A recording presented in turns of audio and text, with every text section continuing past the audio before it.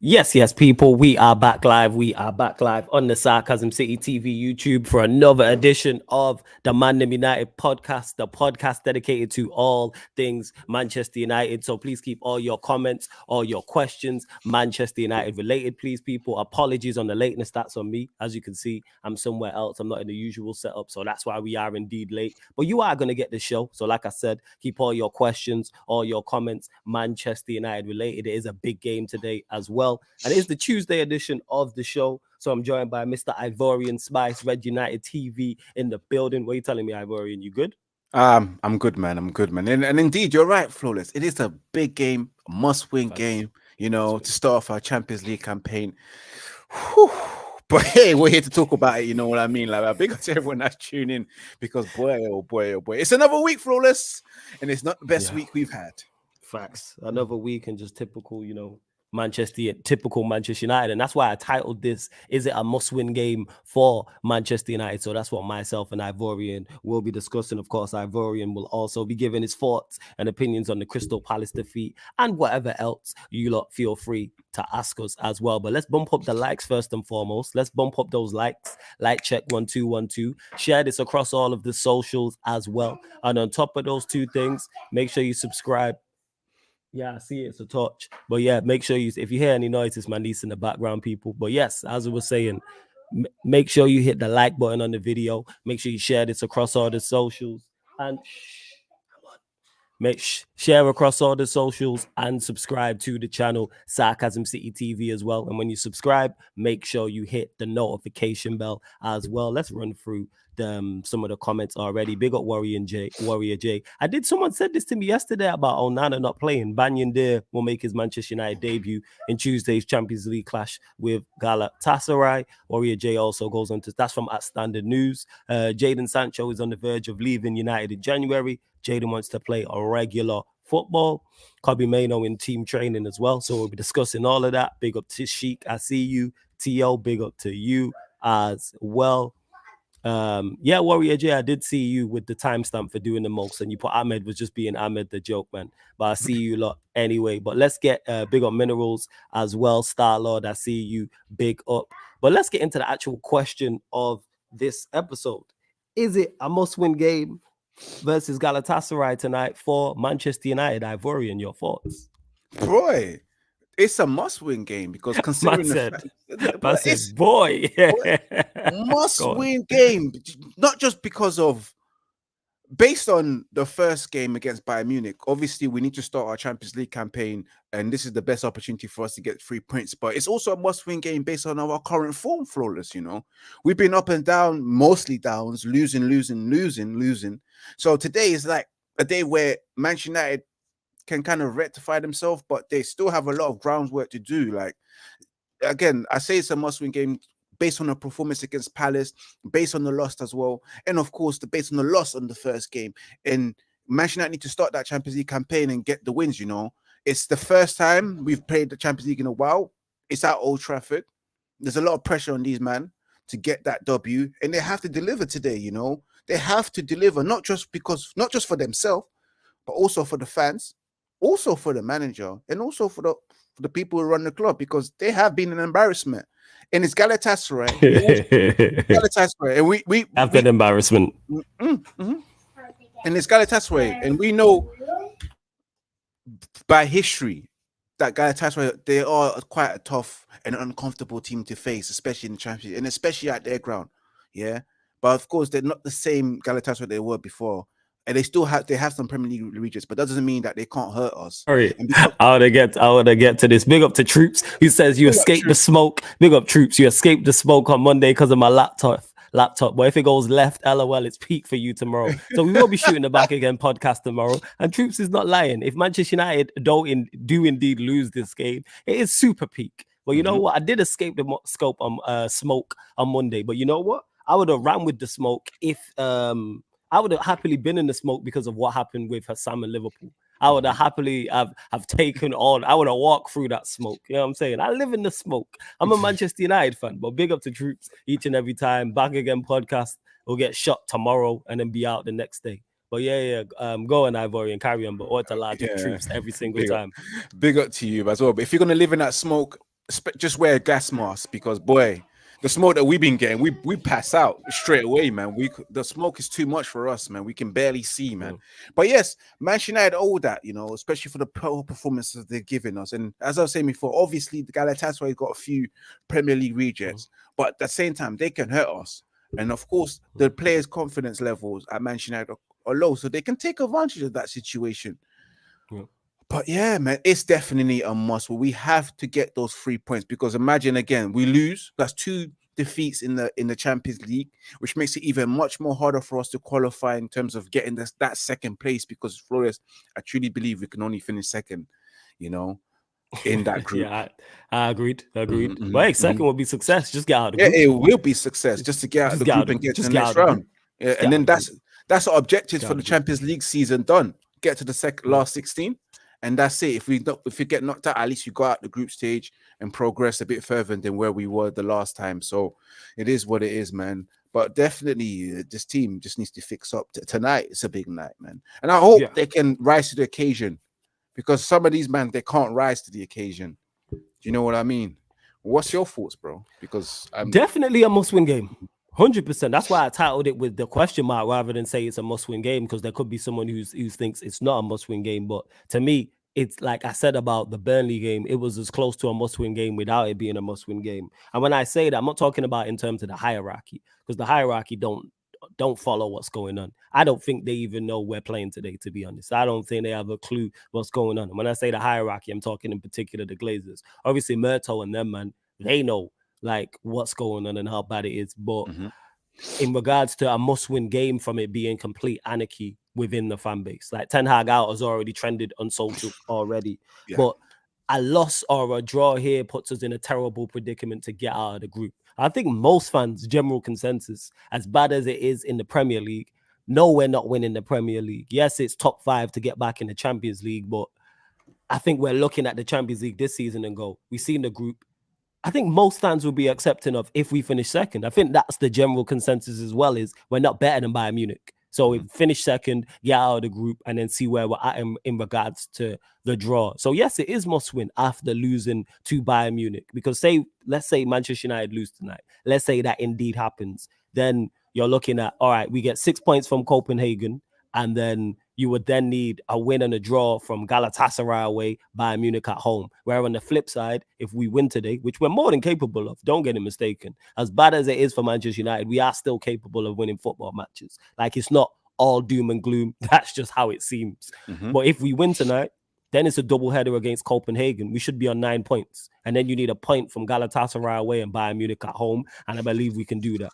So that's why I say it's must win in regards to keeping the optimism surrounding the manager. Yeah, keeping it optimistic, keeping them some form of good thoughts, good vibes around the club. Because if the Premier League form continues and we go out of the Champions League, whether we end up in Europa League or finish bottom of the group, that then makes it so tough to defend the manager. Because this is a group we should get out of. Now, if we was in a group of death and went out, I hold my hands up and go, you know what, group of death, that can happen. It was unfortunate with the draw. As tough as this group is, do not get it mistaken, people. I am not saying this group is easy. It's, how do I put this? Excuse the background noise as well, people. But yeah, it's what's it called? As tough as this group is, it's not a group of death, and it's a group we should be getting out of. I said second, so therefore we should get out of the group. Because if it was a group of death and we went out, you hold your hands up and go, you know what, fair dues. But tonight it's a must win, because I think if we draw or lose, if anyone who's seen The Purge, it's The Purge.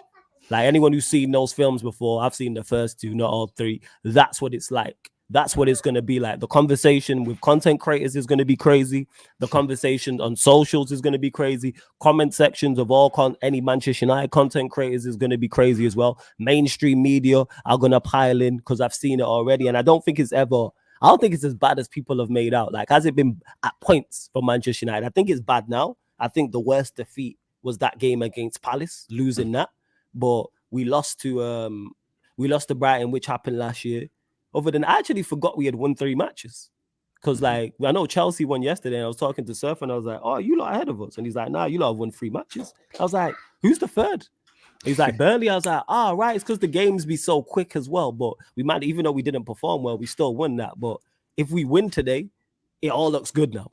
We look odds on to get out of the group. You know what I'm saying? 3 points, and then you got the double header against Copenhagen. The fixture list has been kind to us in that part, so I think we need to take advantage. Then we're on 9 points going into game week 5, and I'm genuinely, I wouldn't say confident, but I'd say definitely like 1 second.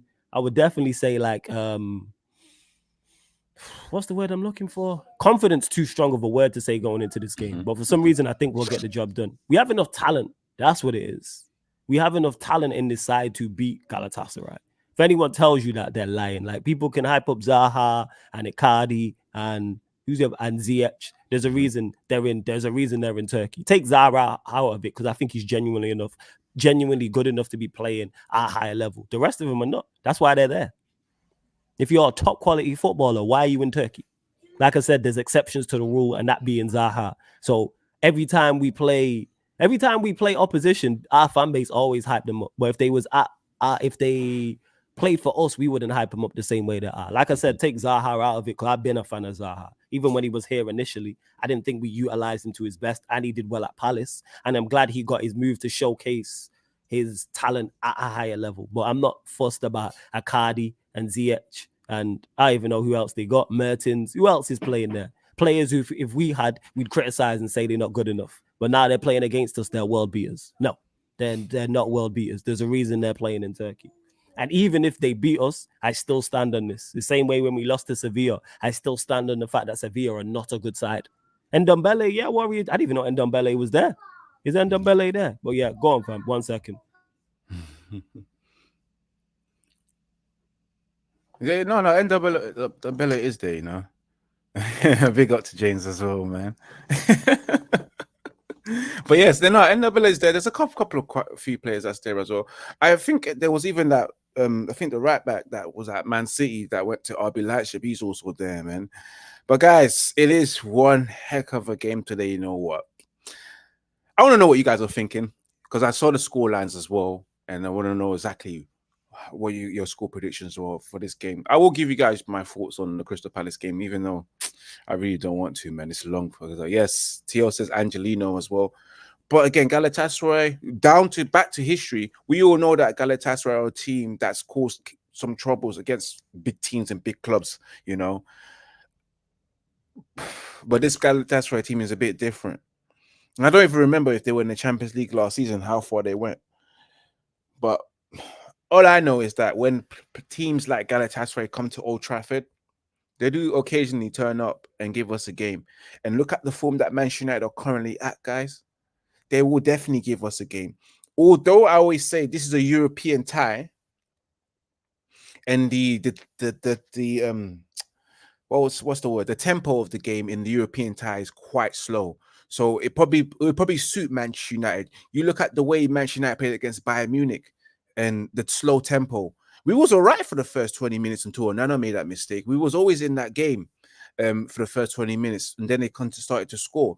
So in that game there against Galatasaray, I see Manchester United not being thoroughly attacked like that, not too open in midfield because it's going to be a slow-paced game, as most European games are, and you're allowed to take your time with your passes.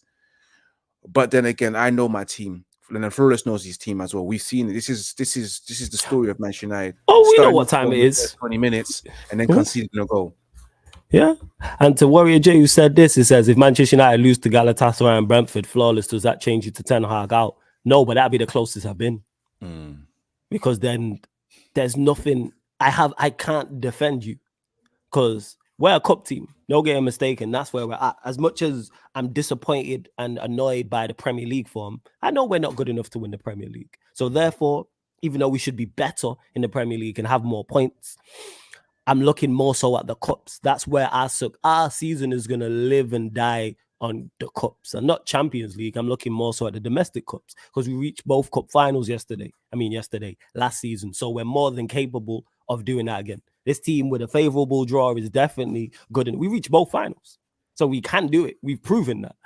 In regards to the Champions League, again, if we get out of this group and draw Real Madrid and go out, as much as I'd be upset we got knocked out, it's Real Madrid. They're a better side than us. However, if we get out of this group, finish second, and we get there's something, I'll have to look at the groups again, but get a favorable draw And it's a team where I personally, forget what everybody else thinks, what I personally think, we're better than such and such. Say, for instance, we got out of the group, and this won't happen, but we played a team like Galatasaray in the knockout stages. To me, we should get past them.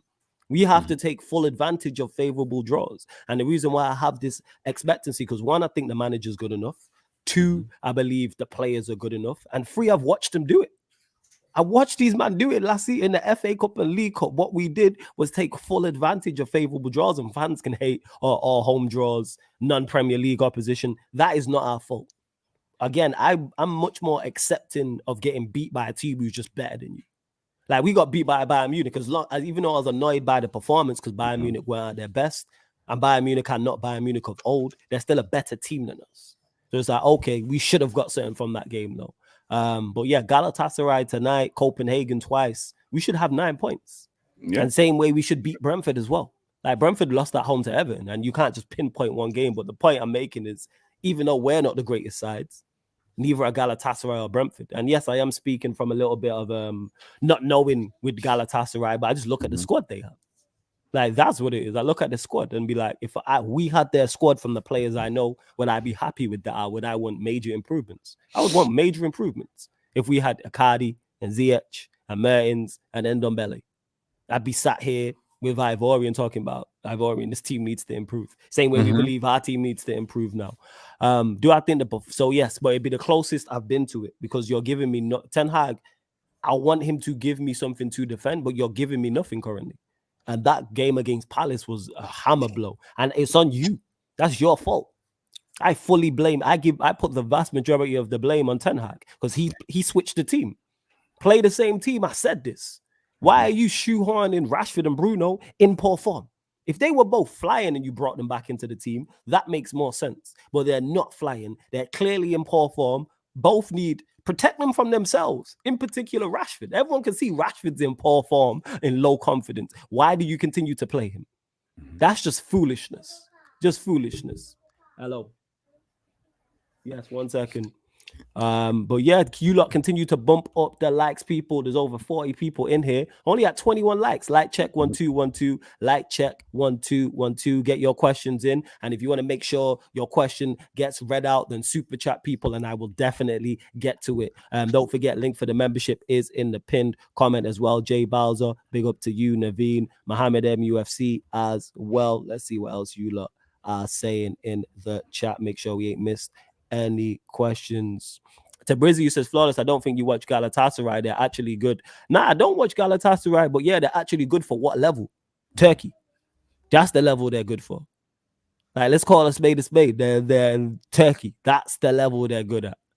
Like, let's not act like they're a European juggernaut. Let's not act like they're on the level of a Bayern Munich, a PSG, a Real Madrid. Even if someone says Galatasaray are better than Manchester United, cool, because I don't watch Galatasaray like that. The point that I'm making is the gap between the two sides is not huge. They're not clear of us. Even if you have Galatasaray better, if you rate Manchester United a 5 out of 10 and say Galatasaray has 6, 6.5 or 7, that's 1, 1.5, 2 points. It's not like we're a 5 and they're a 9. Like, let's cut the crap. Like, the Galatasaray. That's why they're not. If you go to the bookmakers and put two things, look at the bookmakers and go, all right, what odds are Galatasaray winning today and what are their odds on getting out of the group? You're getting fantastic odds. There's a reason for that. Don't get it wrong. Bookmakers get it wrong, but I'm saying that's an indication of the level where they're at. Because if you look at Bayern Munich's odds to get out of this group and Bayern Munich's odds to beat us when they come to Old Trafford on game week 6, it's going to be a lot different. You're going to get a lot less value for money, because Bayern Munich are a better side than Galatasaray. And even if let's say hypothetically, Galatasaray get out of this group, who has them as favorites winning the Champions League? Nobody. They're not favorites to get to the final or semi. They're probably not even favorites to get through that round. Like, come on, man. Like, let's be real about it. Warrior J says, Ivorian, your thoughts on United 0, Crystal Palace 1. I'm not sure if you answered this, but we'll get to it. No, I haven't at all. Yeah, floor's yours, fam. The floor is mine. Oh God, let me just get my notebook. So it's a note, guys. You always know I will always go back, reflect back to the notebooks. You know, even though it was hardly written on because I was so fucking pissed off during the whole game, bro. You get me? Big up Eddie as well. Big up to you, Manzo and Warrior J, bro. But yeah, let's get straight into it. Manchester United 0, Crystal Palace 1. Oh, Crystal Paris, as I call it, or aka Black Palace. Yes, straight away. Because Flawless is right. Before we even got to that game, and the game where we had against Palace in the Carabao Cup with the team selection, bear in mind that Palace made changes as well, and they made quite a few changes, and Manchester United made their changes. The team actually looked good as well together with the players of like Garnacho, Hannibal playing, etc. Players, being aggressive as well, pressing really well. They did well. That squad did well. But when it fast forward to Saturday, because to me, it doesn't matter what we did against Palace in the Carabao Cup. The more important was what we do on Saturday in the Premier League, because the 3 points, to be honest with you, are more important than going through to the fourth round of the Carabao Cup. Yeah, I understand that we are the holders, but in this particular situation, the most important thing was the 3 points, and we didn't get that. Look, let's reflect back into that game, because again, there was so much bullshit that I saw, and I say it again, typical Manchester United to start off well and in control of the game within the first 20 minutes. As always, Manchester United cannot create opportunities to test the goalkeepers. I saw our ex-academy player, Sam Johnson. I barely saw him flexing. I barely saw him flexing, bro. I barely saw Manchester United go straight toe-to-toe and makes Sam Johnson work to keep that clean sheet. And it's the sad thing right now with Manchester United, man. It was a stinker of an affair. Like the first 45 minutes, beside the fact that we started off so well, it's the rest of the 20 minutes that we had, the 25 minutes of that game of the half, where I just thought to myself, bruh, seriously, this team can't even challenge against Crystal Palace. Giving the ball away as well in key areas. And the final third, I have to say, for Manchester United truly sucks. It's been a problem this season, especially. Players, actually, it's been a problem last season as well, and the season before. And at times I was watching that match and I was thinking, do Manchester United themselves know that they have a striker? Because it's been the same recurring story of the fact that we cannot find a striker. Doesn't matter who they are. They can be Cristiano Ronaldo, they can be Zlatan Ibrahimovic, they can be Cavani, and again, Martial. We've actually realized that doesn't matter what player is there, we do not provide service to our striker. And I remember last season we played without a striker, and you're probably arguing the case, oh yeah, we didn't have a striker, so people they don't know what it's like to play with a striker. They don't know what to feed him. But the guy is there, feed him. And I feel sorry for someone like Højlund coming in 20 years old and not getting the ball at all in key areas, making runs and not being seen by that boy Marcus Rashford, bro. Another game where we saw our key players fucking up, man. Not showing balls at all, man. I put a big pause on that because I said before, we had all the balls in the world, huge pause on that, all the possessions in the world, against Crystal Palace. And never amounted. Look at your niece. She's just laughing because I'm laughing. She can't even hear the joker. I know. She didn't understand that joke. Yes, exactly. She can't even hear you. Go on, carry on. All that possession in the world and amounted to nothing. Again, our key players failed us once again. Players like Marcus Rashford, Bruno Fernandes, Casemiro had a poor game as well. Mm-hmm. And again, our striker as well was ineffective. Those players there let us down. And time and time again, I keep saying this time and time again, I'm tired of players passing for the sake of passing, like Marcus Rashford running into the walls again. Rash Bandicoot.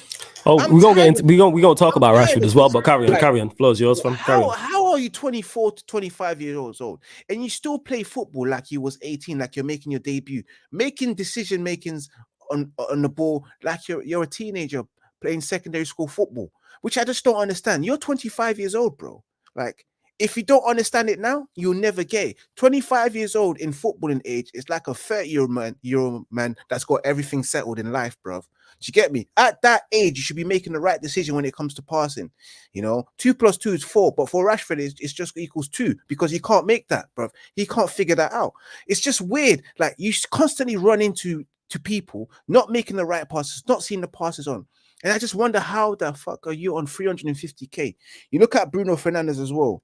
Oh, horrible performance by Bruno Fernandes. People probably think that I've got an agenda. I don't have an agenda. I just want people to be at their best. I want Rashford to be at his best. That's why I'm hard. It's not an agenda. He's been poor all season. It's not an agenda. That's just stating facts. Go on, carry on. I want the best because I see Rashford, I see his talent, but it just never displays on the pitch most of the times. Like it's always been there and there with Marcus Rashford. Bruno Fernandes as well, back to his performance, because I almost forgot because I just touched on him. Another performance where our captain, stinker, passing, and the rash shots as well, the rash decision making. You know, you are our captain, you know. Your decision making needs to be up to a T. You are the leader of our football clubs. Them man follow you, you know. You're the prime example. You are Eric Ten Hag on the football pitch. You know, Eric Ten Hag is on the side, but you are Eric Ten Hag on the football pitch. You're the marshal. Yeah, you're supposed to galvanize these players. You're supposed to motivate these players. Not once did I see any leadership from Bruno Fernandes against Crystal Palace, you know. And it's not just Bruno Fernandes as well. You got players like Casemiro, who's also a leader. Varane is also a leader as well. And they did not do anything in that game to motivate these players. Yes, I understand Manchester United had chances, but they never had clear-cut chances, flawless. When did you see Sam Johnson on the grass, eating grass with a dirty shirt? Sam Johnson's shirt was clean. There was no grass. Nah, we didn't create, but it's not a surprise from him. It's not a surprise we didn't create. Because it's the same old story for Manchester United, not testing that goalkeeper. The second half, the substitution, Eric Ten Hag. Like, Eric Ten Hag, you make it hard for me to back you, you know? It's hard right now for me to back him because the decision making of where we needed a goal, you brought on Harry Maguire and played him up front. We need a goal. We need a goal.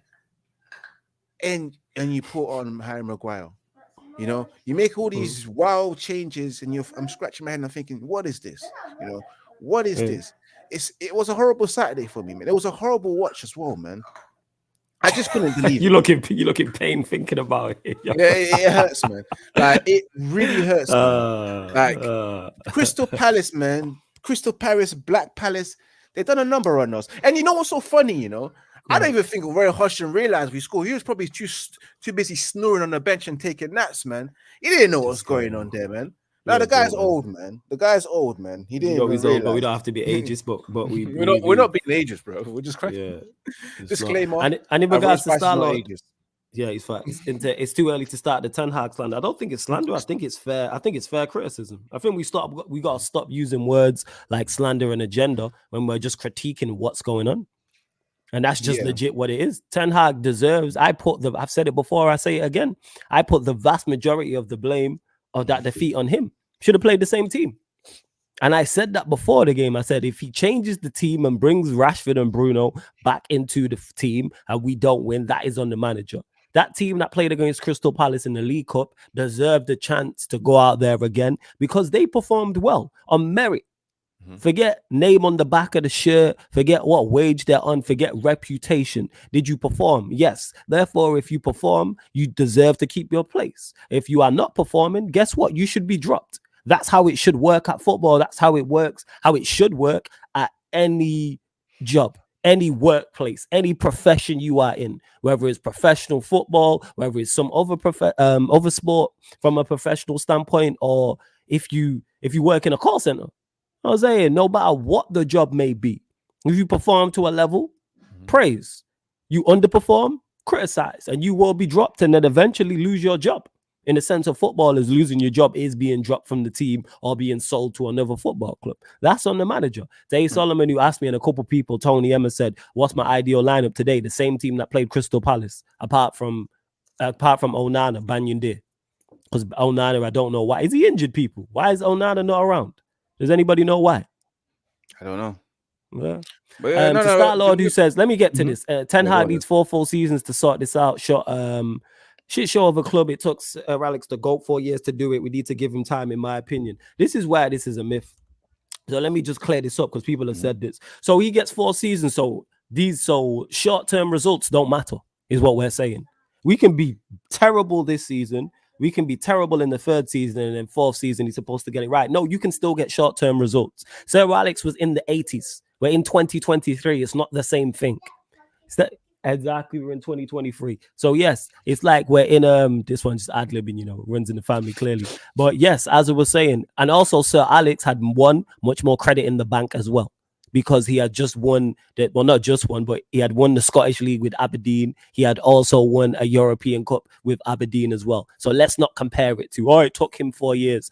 No, and it took him longer than 4 years, actually. I believe it was 5 or 6 years. So let's not do that. You know what I'm saying? Let's not do that. Bear with me 1 second, fam. Carry on. I'm on. What's up?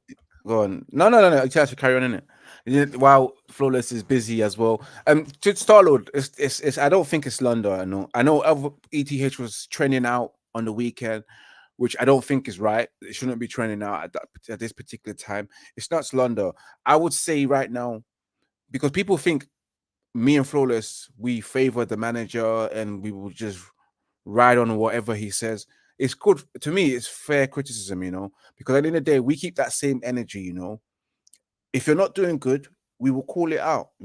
Whether you're my manager or not, just like when your best friend is fucking up, you have to call it out. It's not slander. Like, keep the same energy when it comes to everything. I was the same way when it came to Ole Gunnar Solskjaer, praised him and criticized him. I will be the same way, when it comes to Erik Ten Hag, even though I said it from the start, Erik Ten Hag is the manager that I wanted at this club. He still has to be criticized when he does something wrong. And again, we will keep that same energy because why? We are fair people. We don't just favor and follow things blindly like Ronaldo fanboys, Bruno fanboys, Mark Rashford fanboys, you know what I'm saying? Next, Ole Gunnar Solskjaer's fanboys who are still talking to this day. Yeah, we keep it fair, and that's why we're just consistent people, man. When we give Erik Ten Hag credit too, man. We sang his praises last season. Give him full credit. Like it is, apologies on the interruption, people, but full credit. But yeah, this nonsense that you give him 4 years and short-term results don't matter is stupidity. So all right, so say we finish bottom half of the table or we finish 8th. That's okay, yeah? Nonsense. You know what I'm saying? Ten Hag has credit too, but he doesn't have Sir Alex credit. And plus that was 86. Same way if you're a musician, you're not selling your music on CDs, are you? Not at all, man. Not really at all. And to the four seasons, it has to be 3 seasons where we finish in decent positions. And I'm talking about finishing probably in the top 4 or maybe 5th or 6th at one stage. Not like where Arsenal is Mikel Arteta, because everyone likes to give that Jurgen Klopp or Mikel Arteta example where Arteta had 4 years before he got to this situation. Same as Klopp, he had 4 years until he started challenging. Yes, we all like the same thing because we want to keep the same manager and we're tired of managers being sacked. However, it has to be that Erik Ten Hag is finishing 4th or 3rd or maybe 5th, 6th at best and winning something for him to continue to carry on the following season, to have that credit in the bank. And then when he gets to his 4th season, then we're expecting him to fully challenge, because 4 years, you should have your team. Harry Maguire should have been kicked out by the 4th season. And all that kind of stuff. And certain players like Bruno Fernandes, for example, no longer the key guy. He's probably on the bench. Or Rashford is not the key guy. He's probably on the bench. And then, that's the only way I can give him 4 seasons, Flawless. Yeah, exactly. Because you have to get short-term results. This whole nonsense that it don't matter. You know what I'm saying? Where does that at? Like, all right, we're just going to get to the 4th season. So what you do in season 2 and season 3 don't matter. It's absolute nonsense. Yeah. Flawless is extremely busy with the babysitting, man. You gotta commend a man that's streaming and babysitting at the same time. It's hard work, but commend that. And it's not easy work as well, man. And she's also ad-libbing as well. Man has to mute it as well. To be fair, it's particularly an Ivorian-inspired show at the moment. But smash that like button, share across all social media platform. Minerals FC says ETH got you 3rd and a trophy in his 1st season. Before ETH, he was crap, so he has credit in the bank. Plus, don't forget Glazers didn't really back. He isn't a problem. I don't think Ten Hag is a problem. The ownership is a problem. The ownership has always been a problem. It makes it hard for you to work when you don't have the right people in the club. Sheik says, I'd give Ten Hag 4 years if we had a style of play and we actually played decent football. We have nothing right now. And that's the problem. People are not seeing the philosophy really materializing. Sometimes I just think we don't have the players to play that philosophy. Although he has signed up to 7 players that should fit his philosophy in the profile. Like you got the Onana, you've got Lisandro that came in, you got Malacia who came in, Casemiro, whether Casemiro was the first choice centre defensive midfielder when we wanted De Jong, whether he was the right character, which I don't really think he was the right profile for Erik Ten Hag football, you know. But he took him in because of his leaderships and the fact that maybe Casemiro is adaptable to different systems as well. So he took him on. And plus, Casemiro is a world-class player. But then he signed Anthony as well. He signed Højlund. So he signed players that kind of fit the profile and the portfolio that he looks at and looks for in his philosophy. So there are quite a bit of players. So technically, I'll be honest with you guys, that philosophy should be evident and clear by now on the football pitch. But for some reason, because it's Manchester United, it's just never evident. And I've clocked something. Although Jose Mourinho played park the bus football, it wasn't the best park the bus football because we was conceding towards the end of his tenure, left, right, and center. Ole Gunnar Solskjaer, we never knew what his philosophy was. He couldn't tell you what his philosophy was, but it was counter-attack football, sit back as well, absorb pressure, but it wasn't at its finest. Louis van Gaal came in, played. He's the only one that I think that was able to install his philosophy. However, never got his first choice signings. He got second and third choice signings, you know, to execute and for us to score more goals. Although we got the foundation there, we had possession 60 to 70% of the ball. Yeah, the players that he signed were unable to execute and score goals and create chances. Erik Ten Hag now has players that he's brought in, and he also has players that he don't want, and he wants them out, and they refuse to stay. And they as well, those players that are there that he probably doesn't want, don't match the philosophy, don't match the profile, the characteristics. And I can highlight as well. And there's players that he has to just accept because of their position, the size of their contract, for example, i.e. Mark Rashford. Mark Rashford is not a possession-based football player. Bruno Fernandes is not a possession-based football player. He's not tactically disciplined enough. People can say, oh, if Bruno was at Man City, he will score goals. No, he won't, because Pep wouldn't look at him, bruv, because he's tactically ill-disciplined, bruv. He wouldn't listen to the instructions, and he wouldn't know how to keep the ball. You know, people can say, but Kevin De Bruyne said that Bruno is one of the best. How do you know if he was trolling? Just like the way Pep trolls us. He weren't trolling. You know what that was? That shows why world-class players don't become world-class managers. The only one is Zidane. In the history of modern day football, the only world-class player who actually like reached the pinnacle of the sport is like, yo, he's one of the best players like in the position in the world at that time is Zidane.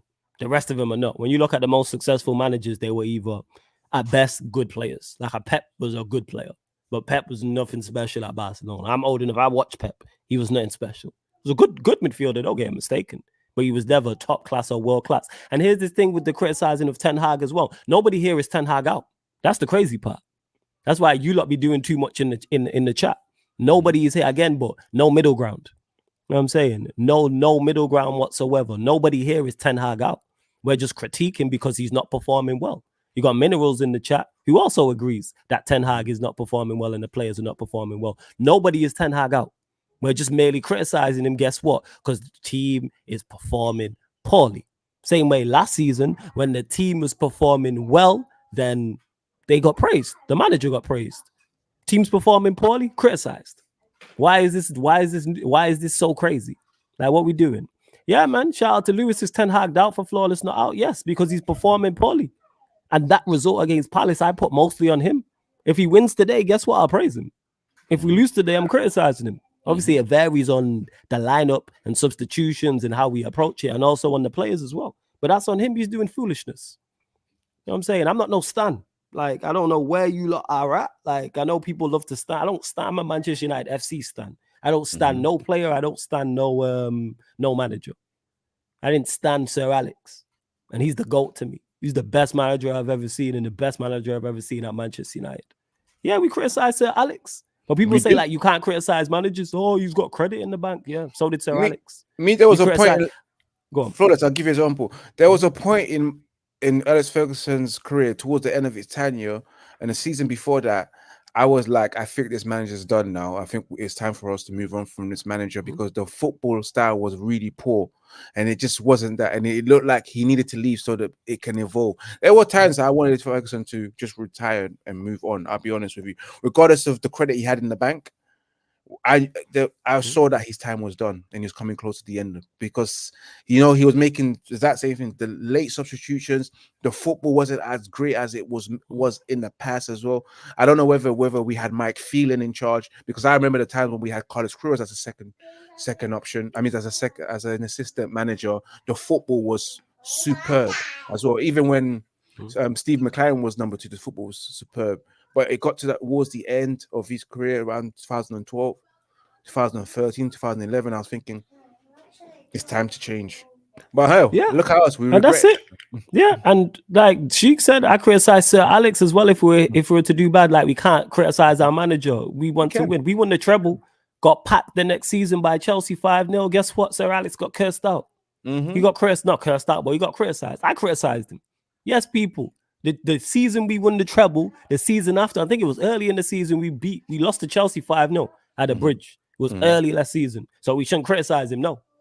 You know what I'm saying in that? We shouldn't criticize him now.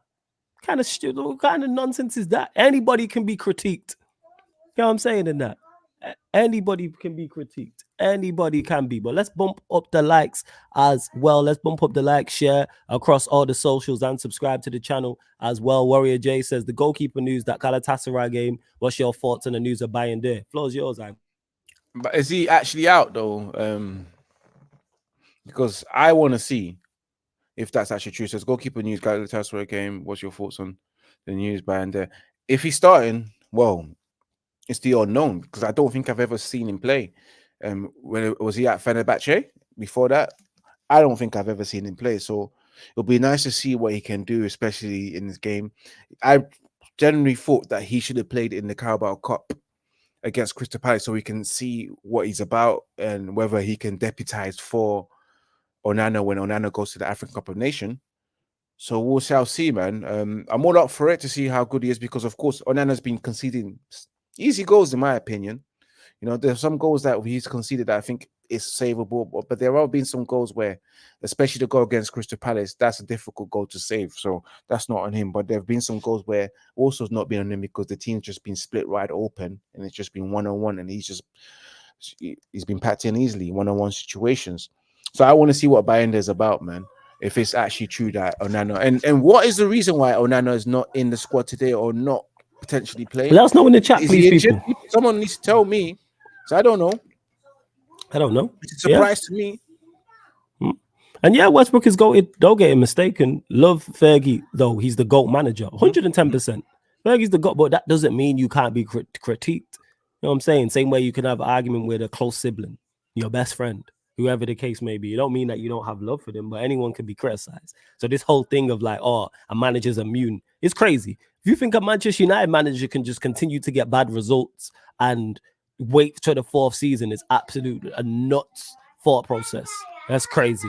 That makes no sense whatsoever. Absolutely nuts. To Fardeen, every manager makes mistakes, including him. We've seen Pep make mistakes. We've seen Pep cost Manchester City a Champions League final. But people don't want to discuss that. People don't want to discuss that. Let's see what else you lot are saying. Continue to bump up. Like I said, get your questions in. Bump up the likes. Right, only at 37 likes, and there's over 50 of you lot in here. Let's get to 50 likes, people. Let's get up to 50 likes. Like check 1212. Please share across the socials. Follow at Sarcasm City TV everywhere, and subscribe to the channel Sarcasm City TV as well. Hit the notification bell when you do so. How many subs are we on actually? Because we're still short of 8,250. And subscribe to Ivorian's channel, Red United TV. The link's in the title. You click the link right now, opens up a new tab, whether you're watching live or watching this back. Subscribe to his channel, find all his socials as well, and check out, is it Woman Crush Wednesday you do? Yeah, the Woman Crush Wednesday, right? Yeah, there we go. Yeah.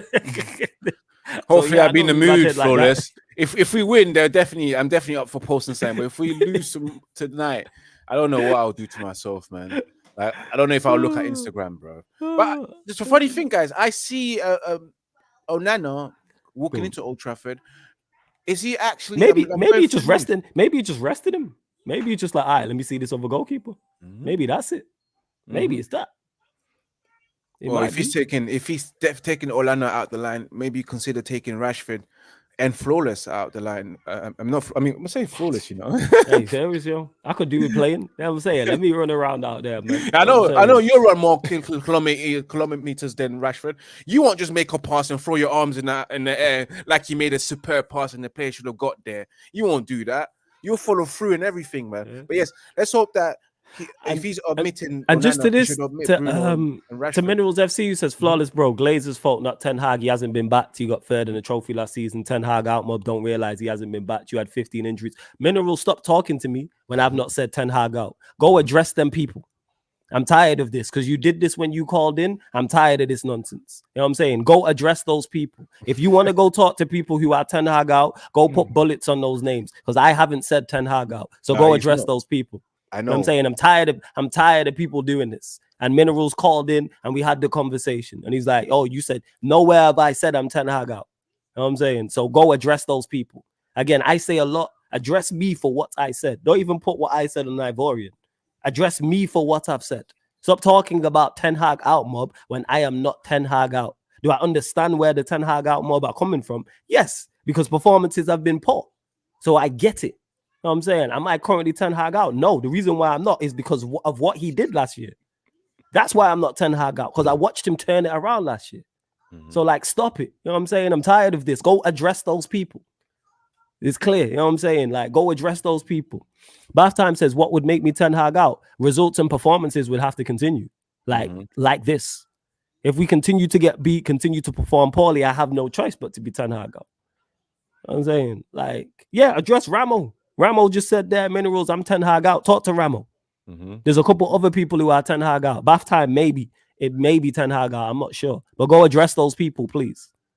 I'm tired of this nonsense. Hey, Jack, that's why I didn't even get into what he said in regards to Ten Hag being backed or not being backed. Because the initial thing is just nonsense. You know what I'm saying? I don't know why Arsenal fan is so interested in what's going on at Manchester United Football Club. Don't get it, but we move.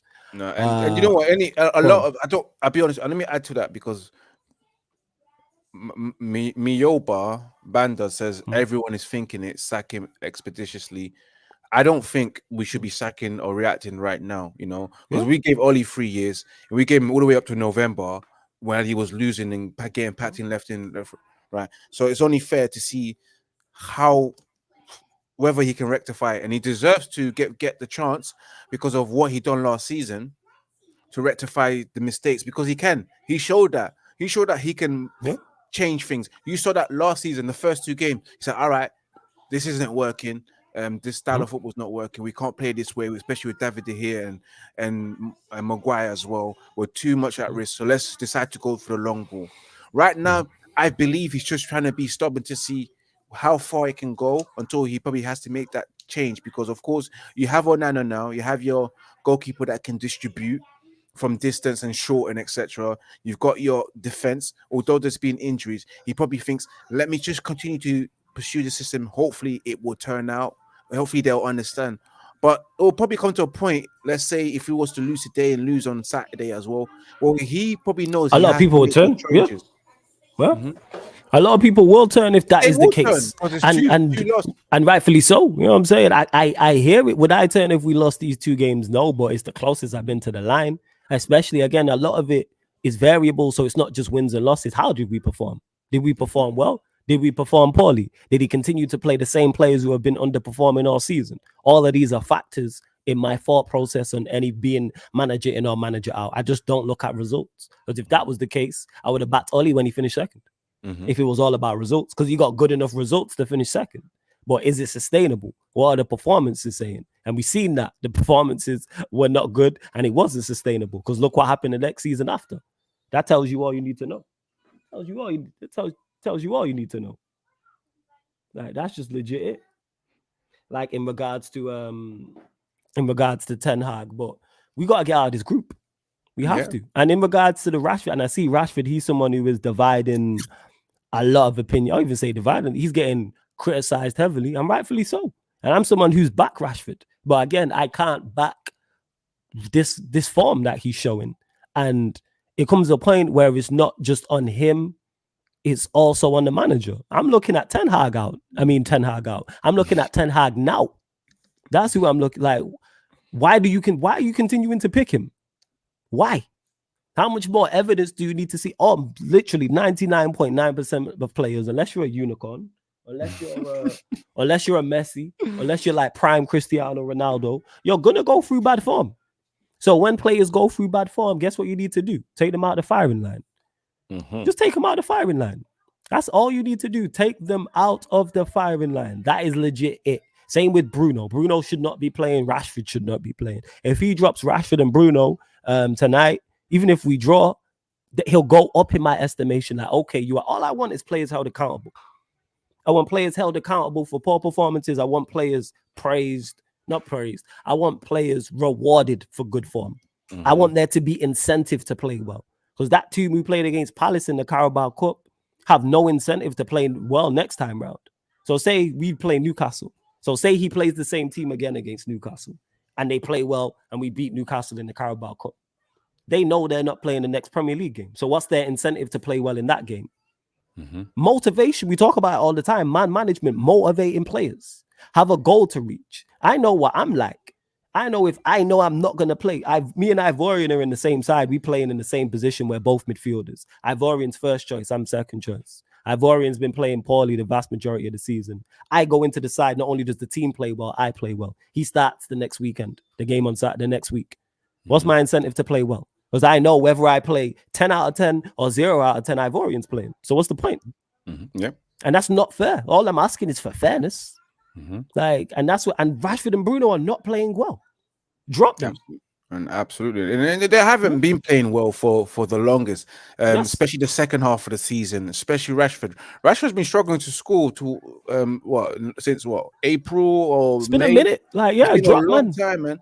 Drop him, and I can understand a player like Jadon Sancho's frustration when you see someone like Sancho. I mean, when you see someone like Rashford throwing up stinkers in your favorite position, and you see Anthony throwing up stinkers in the position that you don't want to play in, but that's the only position that you see that you can get into.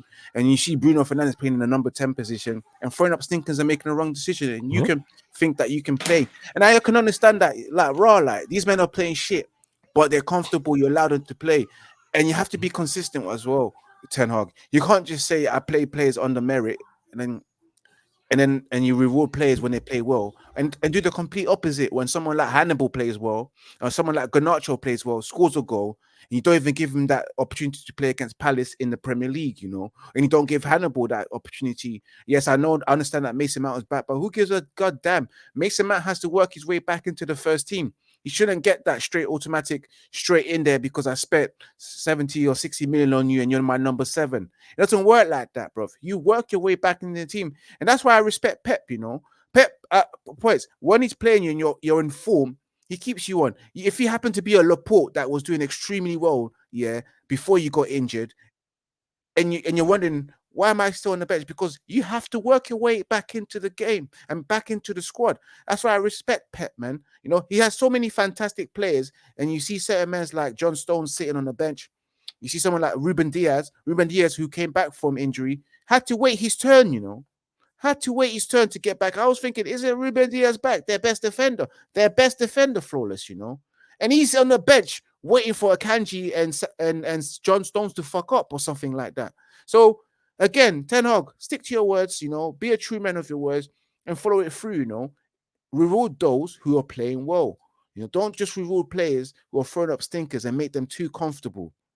And one of our problem is, flawless, is that in those two key positions where our so-called best players who got the best GAs, Rashford and Bruno, have no other competition.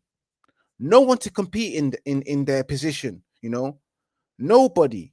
That's the thing is, we do. He's just choosing not to use them. Garnacho, not only did Garnacho play well in Tuesday against Palace, when he got on the pitch, when he was substituted on against Palace in the league game, he made a difference. He wasn't exceptional, but he was better than Rashford. I'm saying Mount played well in the game on Tuesday, played poor in the game on the Saturday against Palace, but that's because him and Bruno don't work. It's one or the other Absolutely. because they No. operate in the same spaces and want to do the same thing. And Really and truly, ideally, I think they're two cheeks of the same. But yeah, go on. And ideally, they're the one. Those two players should be in competition with each other. You either start Bruno or you start Agreed. Mount. Agreed. They should be in Absolutely competition with agreed, each isn't it? other. Yeah. Yeah, you don't just start those two. The two love losing the ball and play high risk volume passes, and especially Ten Hag, you want to play possession. You want to keep the ball. You want to play possession based football, but you play players that can't keep the ball like Bruno Fernandes and do crazy reckless things. High risk volume passes that goes absolutely nowhere and loses the ball and gives the ball back to the opposition. Same as Mason Mount, he does the exact same thing. But yet you tell me the philosophy is to keep the ball, possession-based football, be aggressive, press high. The pressing part as well, I'm still not seeing it at its finest. That's my criticism, because we were meant to be this a pressing team that's great in transition, and yet we're not. We are not, and I'm not seeing it, and that's what casts my doubts on Eric Ten Hag, man. I like the fact that he wants to be. He's a shrewd man, and he's very persistent, and he believes in what he believes in, which is great to see it and great to hear. But sometimes, you just have to just look at yourself in the mirror and just tell yourself, this is not working. I need to make some changes, and just make changes. Change is not bad, Sometimes changes are good in life. Yeah. And big up to Jez every single time. Big up LJ, who asked me, Flawless, have you spoken to your arch frenemy Hassam about Liverpool yet? No, we haven't, but we're shooting the Back Again podcast tomorrow, so that's going to be good fun. Manj, big up each and every time. To use a 007 who says every game is a struggle, we can't score goals. This was a struggle all last season. Yeah, we didn't score. The only difference was last season Rashford was in form and scoring goals and getting assists. Now when he's out of form, you see what we have left, which isn't much else. And that's not me praising Rashford. I'm just saying, like, how bad our attack is. Like, just overall, that we rely on him. Like, 110%. LJ, big up to Terry, man. Shout out the whole football terrace. Flawless, don't let Terry Fluids hear you about Bruno that way. We've had debates about it before. I've not spoke to him this season in regards to it, but there's no way. Terry's a very intelligent man. Like, he's very knowledgeable about football. There's no way he's still defending Bruno. No way after them performances. He can't be.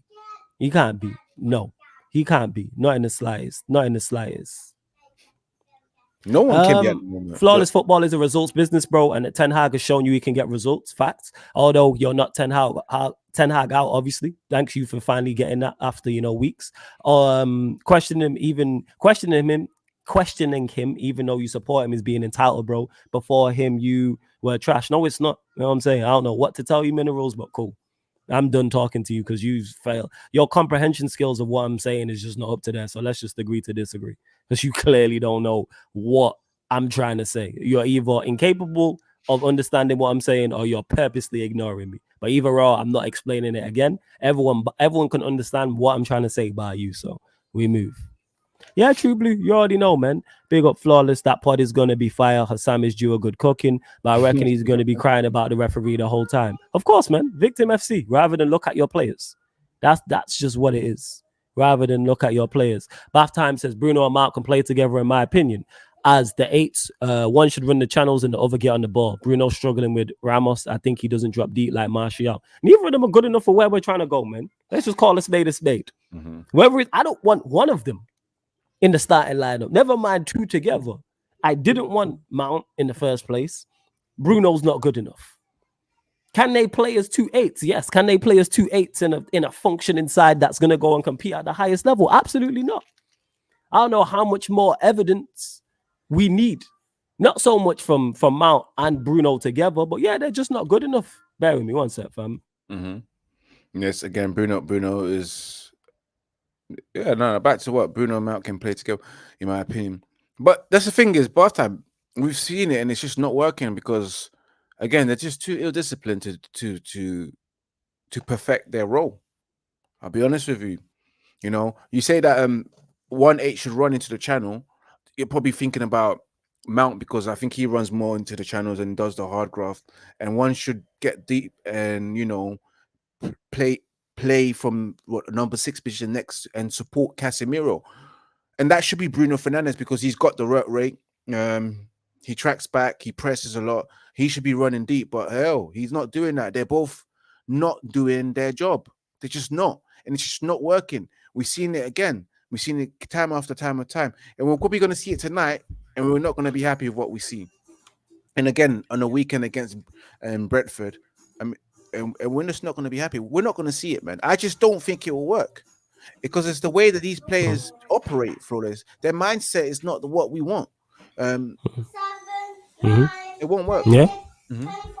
Absolutely. LJ says, "Oh yeah, Flawless. You are right about when you lose. When then the takeover, then comes the takeover news. Of course, man. Like clockwork. If we lose tonight, definitely tomorrow, takeover news. Whether it's Sheikh Jassim's uninterested, whether he's definitely taking over, Jim Ratcliffe's gonna make a new bid. He's pulled out of the deal, something like that. 100%. I know, Manchester United. Well, it will be a negative news regarding the takeover, so we can get even more pissed off. You know." Once we lose to Galatasaray, it'll probably be Manchester the Glazers are considering Sir Jim Ratcliffe's offer. Stuff like that will probably piss you off because this is not what we want. Yeah, that's just legit what it is. You know what I'm saying? That's just legit what it is.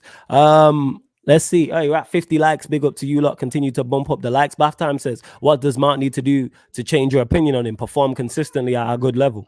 If he performs like he did against Palace in the League Cup, no complaints. But I know he has no I've watched him at Chelsea.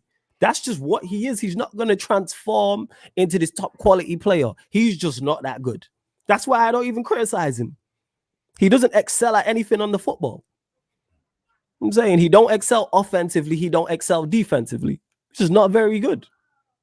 There's nothing he can do. Like I say, perform to a high level. If he performs like he did against Palace, I hold my hands up and go, you know what? Top quality.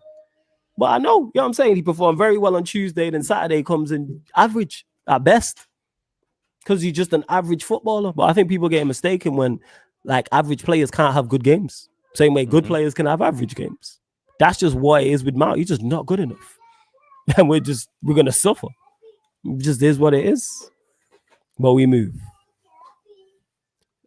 Bruno is class. Hey, never mind. All right, Minerals, cool. LJ says, get them likes up. Let's bump up the likes, people. Let's get up to 70 likes. Of course, T gains. All of that plus another statement. Yeah, 100%. All of that plus another statement. Facts. Problem is Ten Hag is going to go before any of these players, which keeps you in the same cycle of failure. Full sense only. I agree with this to an extent, but he keeps picking these players. You don't have to continue to pick Rashford. You don't have to continue to pick Bruno. You don't have to continue to pick Lindelof. You don't have to continue, even though Mount's not of that. You don't have to continue to pick Mount. He signed Mount. He's choosing to, these same players who have failed other managers, which I do agree with, you choosing to play. You continue to pick Dalot. You continue to pick Lindelof. You continue at times to play Luke Shaw at left back. You continue at times to play McTominay. At times to play Maguire. At times when he was here to play Fred. Keep Martial. The list goes on. Continue to play Anthony. That's on the manager. Drop these men. Because our better players have actually been his signings. I'm saying your Onanas, Martinez, Casemiro, Varane's just top quality anyway. Ericsson's, not so much this season, but I'm saying last season more so. Our better players were your signings. He continues to pick these men. He continues to. Yeah, DJ, that's crazy. You know what I'm saying? If Goldbridge said that, that's on Goldbridge. If Goldbridge thinks that United are not a bigger club than Ajax, I don't know I even want to debate it, but we move. Playing Lindelof is the real crime at the moment. Absolutely, but keeping him, force him out the door, he's not good enough. We know this. You watched him play last season. We watched him play the season before that and the season before that. Same alongside Maguire. Same with McTominay. Yeah. Same with Bruno. The list goes on. Mount are throwing that mix because he was here. And when I say he was here, he was in the Premier League. He was in England. But we move. You know what I'm saying? We move. But let's keep it stepping anyway. Over 80 people in the building. Continue to bump up the likes, subscribe, all that good stuff as well. Ivorian, anything you want to add we've not spoken about? We've spoken about Palace, we've spoken about Galatasaray. Apart from any news regarding Manchester United, have we spoken about Jadon Sancho? Oh yeah, go. Jadon Sancho, floor's yours. With Manchester United looking to get rid of him in January, or he's persisting on leaving. And I read yesterday that Barcelona have an interest in taking him out on loan. Apparently, as well, Jadon Sancho has also been in regular talks with Dortmund. to probably return there, maybe on loan. But from what I'm reading, Ben Jacob is saying that potentially players want to try before they buy. So it definitely looks like there will be a transfer. I mean, there will be a loan for Jadon Sancho in January. Whether that happens, we'll see in it, because there are still time. There's ample amount of time for Sancho to apologize if he wants to apologize and get back his Manchester United career on track. Then again, it looks like he might not apologize, because the longer this continues to go on flawless, the worse it gets for it flawless. The longer it takes and the longer it drags on, things can get worse. And I don't see him apologizing, at all. So Barcelona are interested, Dortmund are also interested, according to reports of Ben Jacob. Manchester United are probably looking at a fee for around somewhere £50 million for the 23-year-old Englishman that likes playing PlayStation until 3 a.m. in the morning. That gets paid 350k, and you can't go to bed on time. I tell you right now, guys, if you're paying me 350k, yeah, I'll be going. If you told me to go bed at 7 p.m., I'm going to bed at 7 p.m. because you're paying me 350k per week, Did you get what I'm saying, I don't understand football athletes that get paid 350k per year to be healthy, to sleep on time. Do you get what I'm saying? To come to work on time. You pay me 450k per a week. Yo, if I'm meant to be there at 8 a.m. in the morning, I'm gonna be there at 7 a.m. in the morning because I'm getting paid. I'll be happy to wake up at 6:30 or 6 o'clock in the morning just to get there on time. I will have breakfast at that place. I won't have breakfast here. I have breakfast at that place. You'll see me there 45 minutes before I start my shift, saying good morning and everyone. Do you want some tea? Because I'm in a good mood. I've just looked at my account. Another 350k just came in. I can't believe this, man. How is it possible? 350k, and you told me to stop smoking. I'll stop smoking, bro. Do you get what I'm saying, guys? 350k per week, and you can't go to bed on time. You get paid to be healthy. Nobody pays me to be healthy. I have to pay to be healthy, but you get paid to be healthy, bro. Like, I have to pay for gym membership. You get free gym membership. You get good nutritions. You get to eat good. You get all the minerals and the vitamins in the world so you can stay active and healthy. But you can't do that, bro. 350k and you can't even go to bed on time. You're playing PlayStation till 3 o'clock in the morning. Oh, what are you, like a 15-year-old or a 16-year-old kid that just got a brand new PS5 and wants to play the hell out of it, or got the brand new FC 24, and you're going to play it all the way till 6 o'clock in the morning? You're a grown-ass man, man. You're a grown-ass man. That's why I just had to rant a little bit on Jadon's behavior, bro. But again, the longer what was your thought? Sorry, I missed that. I was just sorting some stuff out. Go on. I know, I was just saying, the longer Jadon Sancho takes to say sorry, the worse it gets at the moment, innit? Like, whether he wants to say sorry, that's up to him. He don't, man. That's that working. We know he don't. That working relationship's done. Done. I'm saying, like, and I don't have no issue with it. Like I said, LJ says he's not apologizing. I don't blame Sancho either. Definitely. Don't apologize. But I wouldn't. I understand, like, the working relationship's done. It's over with. Just keep it stepping. I don't know why people are so upset about it. I think they'll probably be upset because of the potential of the player.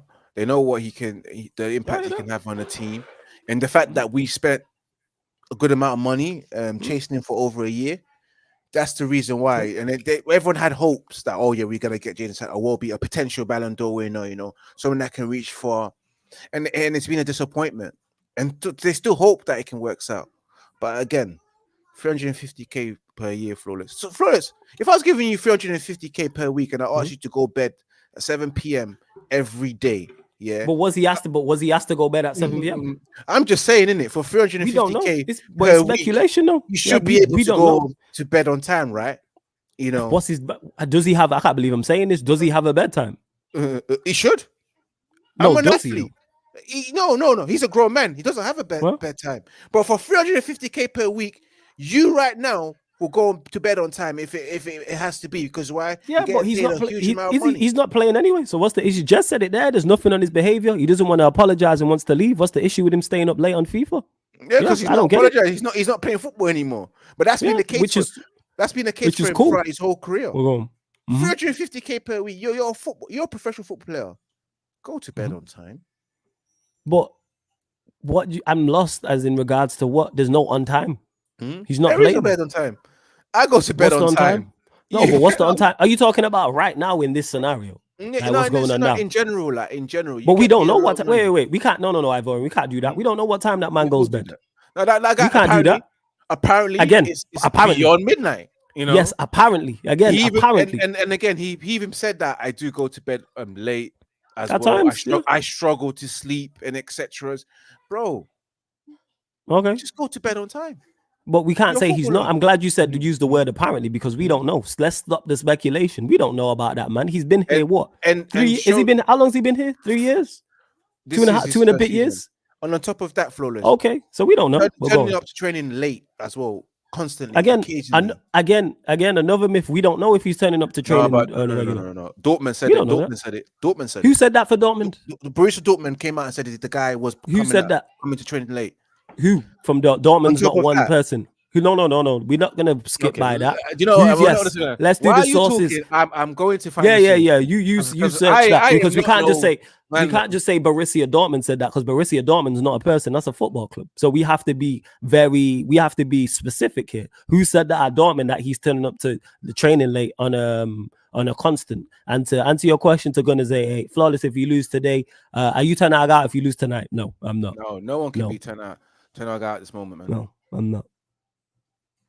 Hey, let's see. So let's look at the fine. So we got this. The best source, son. This was 2019. Done and dusted. Dortmund fined Jadon Sancho 86k and forced him to train alone in the pouring rain for repeatedly turning up late. And that guy was moaning. What year was this? When the manager. This is 2019. Let me put the link on. Okay. No, I believe you. I'm just clarifying what year it is. So okay, so it happened in 2. So did it happen again? We don't know. No. We would have happened. No. We can't hit it with we don't know. If it happened again, he would have got fined again, correct? So it happened one time in his career previously. So that's an exception to the rule. It's not a regular thing.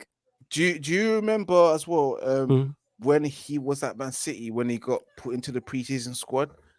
He also turned up late. I'm not judging a man at 16. I'm not judging man at 16, 17. Yeah. When you're 17, you do stupid things. Exactly. I'm grown. I'm much older than 17 and still doing foolishness at times. So I get it. You know what I'm saying it's an exception to the rule. Like that's what I'm talking about. When he was 16. You know what I'm saying? I'm not judging man when he was 16, 17 years old. No. Because if we all got judged by 16, 17, we'd all have this. This is a myth. Dortmund fined him one time. Dortmund fined man one time. Cool. He's not the only player who will be fined for being late. You know what I'm saying? Paul Scholes once refused to go to a game. Refused to get on the coach to go to a League Cup game. Does that mean he has an attitude problem? It was a one-off. He refused to come on. So that's twice. Does that mean he has an attitude problem? No, they're isolated incidents. Let's not use isolated incidents as the norm. Like if this was happening frequently, then I'd hear it. It's not frequently. Let's stop with speculation. Oh, he's bad in training. He always turns up late to training. None of us know that for sure. Cut the speculation, please. You can say you believe so, people. Cool. If you want to believe he's always late for training and has a bad attitude, yes. But let's not state it as if it's facts. Let's not do so. Do you think it's naive to put him in the reserve until he apologizes when he won't apologize and you can't leave him in the reserve? DJ, I think this is the smart, before you go quickly answer this, I think this is the smartest move. I think putting him in the reserves is best for Sancho, best for Ten Hag, and best for the club. I think this is actually one of the things I agree with all parties on. I think this is the smartest move to do. He's not going to apologize. Flawless. Cool. Go on. Flawless. Just got another example. This is the Telegraph. Jadon Sancho late to a team meeting before being dropped by Gareth Southgate. So there are repeated incidents. But back to what I was saying, that question that you just addressed as well, yeah? Listen, I'll be very honest with you, yeah? As a Manchester United fan, no. Pull him in the reserves, no. It's got to the stage and point where I'm fed up with a lot of players with their player power. So at this moment in time, just leave him where he is. If he wants to be in Kennington Ovals, chilling with Harlem Spartan youths, let him do that until the January comes. Because it's a bit too late now. It's been 4 weeks, yeah, and nothing's been resolved. This was before international duty, before the international break, just before we lost to Arsenal. In my opinion, is that it's done. It's done. Yeah, it's done. The guy's it's out. Done. It's done. Let him go. Let him leave in January. He's made his decision. Lay in that bed, you know. Because at the end of the day, I just want people who are committed to the football club who want to play. We don't want people who just tell you that I'll do whatever I can do to play with my teammates and what etc. And you don't. You do the complete opposite. It's done, man. Like I could not accept it. It's done, and I'm cool, I'm cool with that. Like I said, all these incidents are isolated incidents. Like when Rashford woke up late for the Wolves game. No one will say Rashford has a problem with it. These things are gonna happen. You're gonna turn up late to your job. Like it's going to happen. And just to this, the True Blue says flawless. Are we saying that Ten Hag was telling lies? What was the point he was trying to make then? No, I've never said Ten Hag lied about Sancho. Never once have I ever stated he lied. I genuinely believe he believes Sancho is not putting in the effort in regards to training. The only issue I have with is he said it publicly. And I say it before, I say it again, legit. That is it. You know what I'm saying? He should not have done that. Bear with me one sec. Flawless, you come back to your usual settings, bro. In the dark and that with a little light, you know. What happened? I was enjoying the previous background, bro. A Gunner 88 says Ten Hag lied. To be fair, in my own opinion, if a manager tells you that you're not performing to your standards, is that a lie? Because that's the manager's opinion. You're not performing to your standards. No, you have not been training well. You think you've been training well, big man. But big man, listen to this. You haven't. My standards and your standards are completely different. Your standards may be there, but my standards are here, bro. You get me? See what I'm saying, guys? So to me, a manager, if it says that you haven't been training well, you haven't been training well. What more can you do about that, bro? You can't say you're a liar. Nah, you can't. At the end of the day. So yeah, as I was saying, I need to get the ring light. Actually, I'm gonna get the ring light, boys. Bear with me. Actually, 1 second. Don't worry, I got this, man. I got this. So as I was saying, yes, and big up to Kevin as well. Says not Warren. I agree with you as well. So why Ten Hag's bench Ronaldo then sign where it goes for? Oh God, let's not do this. Yeah, let's not. But back to this, what I was saying from True Blue in regards to no, I don't think he was telling lies. What I don't like is people talking like Ten Hag's telling the truth or Sancho's telling the truth just because you like one more than the other or you dislike one more than the other. All I've said on this is that he should not have said it publicly. Ten Hag could be 110% right in the Jadon Sancho scenario, and Jadon Sancho is not putting in the effort in training. I hear that. But let's say hypothetically that is true, which could be the case. You know what I'd say? Don't say it publicly. There's no need to say it publicly. That's my only issue. That's legit it. That's the only issue I have. And what I don't like is people stating their opinions like they're facts or he's bad in training. How do you know? How do you know he's bad in training? You are not there. Let's cut it out. You're not there in training. So let's not act like, oh, he's putting in the effort. You do not know because you're not watching training. Now, games we can talk about and matches and stuff, yes. But let's not talk about it. But let's not act like that is the case. Yeah, he used the word effort. Yeah, he did. So let's not do that. Like, let's not do that. Please, I beg. Yeah. Jess says, you're right, Flawless. Your fans just don't like the solution of this. Even when he's gone, United fans will still cry about Sancho. Yeah, facts. Bear me again. I mean, there's certain fans that still crying about certain mans right now, you know. I just still can't believe we're going to that Ronaldo situation. I just want to say again, guys, smash that like button, share across all social media platforms.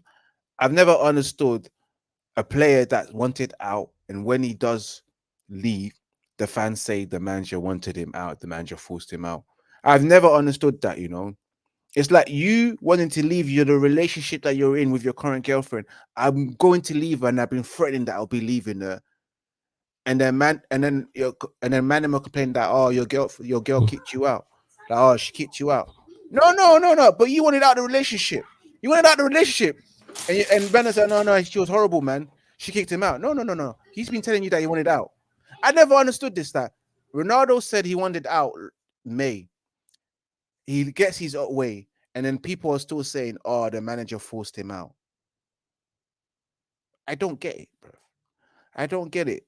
Didn't he not want to leave? The guy wanted to leave, so he left, innit? He did not get kicked out. He didn't get forced out. Ronaldo left on his own accord by doing an interview with Piers Morgan, who's an Arsenal fan, which technically is an op. Singing to your ops, you know?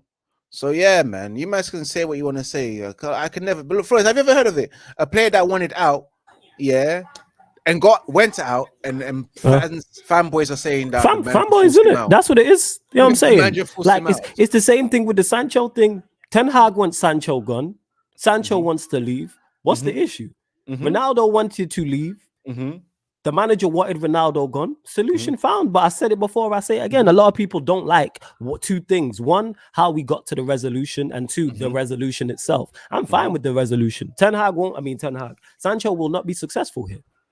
He will not be successful here under this manager. Moving on. I've said it before. He's not a modern day Premier League winger, Jadon Sancho. I think he'll be successful elsewhere. But hey, we move.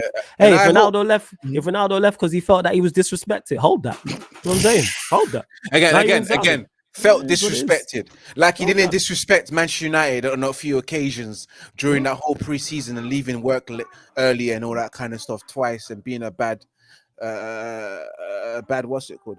But yeah, man, you know what, Sancho, I hope his next move he really shine, because again, he needs to show me that he's got the mentality, to handle things, because at certain situations, certain occasions, when he was receiving negative criticism, especially when he was at Dortmund, when his manager spoke a little ill of him, his management team didn't like it and they called him out for it.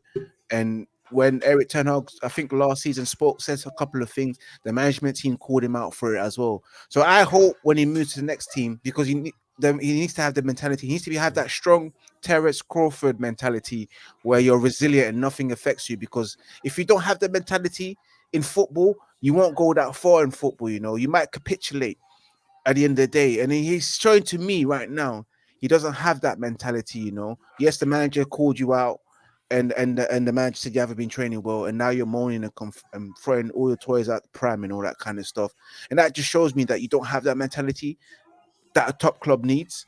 A top club needs a player with resilient mentality and strongness, and that cannot be broken. And that's the type of mentality that we've had at Manchester United under Sir Alex Ferguson. But now we've got players who are too fragile. All they care about is their self-image, and they can't handle the pressure. So yeah, man, I hope Sancho fixes that. Yeah, because mentality is a big thing when it comes to football. When you want to reach the top as well. And that's it. And people still talking about CR7. If he felt disrespected, so be it, innit? Hold that, man. You know what I'm saying? If he felt disrespected, I don't care, innit? You're no longer at Manchester United Football Club, and all the fanboys can cry about Cristiano Ronaldo. I don't care. Couldn't care less. I'm saying we're a better team. We're a better team without him. So we just keep it stepping. I felt disrespected when you went to the press and said that you're being held as a slave. I felt disrespected when you said for the second time you said you wanted to leave, and didn't turn up for pre-season. People forget this though. When he feels disrespected, it's okay. But when he disrespected the club, that was all right. You know what I'm saying? Right. Nah. Football, that's how it works, man. Karma works. Extremely disrespected when you sat down with an Arsenal fan and told the Arsenal fan our business. That's sitting down imagine sitting down with your ops, and telling them all the weaknesses from your side of the table. Like, calm is what's it called? Calm, even forget that. Calm is beautiful. You know what I'm saying? Because when he disrespected us in 2008-9, whenever he left, that was okay. That was okay. Yeah. But then when you feel disrespected, now all of a sudden, all right, cool. Hey, karma, I never thought about it like that. Karma works. But yeah, in regards to the Ronaldo situation, glad it happened the way it did. Good riddance. Jadon Sancho, unfortunately, I'm a big fan of Sancho, big fan of him as a player, super talented. He's not going to work out here. We should have moved him on in the summer. And I'm actually happy we found a resolution. We found a resolution. We called this out. Remember last season we spoke about this. We said he's giving us this Pogba vibes that he will not work out. And look at us now. For 1 year forward, fast 1 year forward. Look at the situation. It's not worked out. We called it out a long time ago last year, man. Well, yeah, of course. You know what I'm saying? We said all summer long about moving on Sancho. But hey, we move. To Stephanie G, who says, well, yeah, like I said, I clarify. Glad the way the Ronaldo situation happened, good riddance. And then in regards to Sancho, I'm glad we've actually found a resolution. I'm one of the few fans who's actually happy with not happy, that's the wrong word, but content with how, but we should have just dealt with it sooner. That's the most annoying thing. Because Sancho should have been moved on in the summer. Yes. Sancho should have been moved on in the summer. Is Anthony going to start tonight or bench, guys? Apologies if I already asked. I'm not even sure he's in the squad. I don't If know. Anthony's in the squad, if I he's in haven't the checked squad, the he squad. plays. The squad should be If out he's soon. yeah, About double 7 check the o'clock. squad. If he's in the Let me have squad, a he look. plays. He starts. That's his guy. That's Ten Hag's guy. Oh, If he's in the squad, he plays. Yeah. sadly, that's his guy. 100%.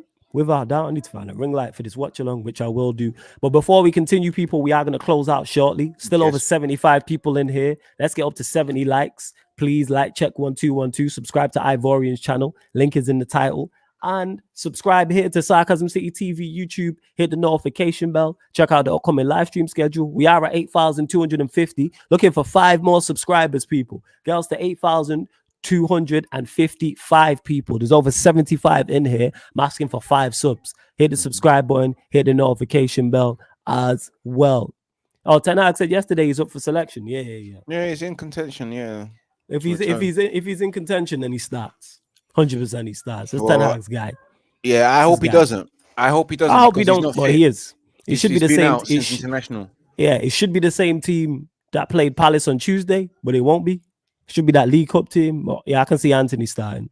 I can definitely see him starting. Let's see. Did we miss anything else? No, I don't think we did. Let's see. I'm just making sure.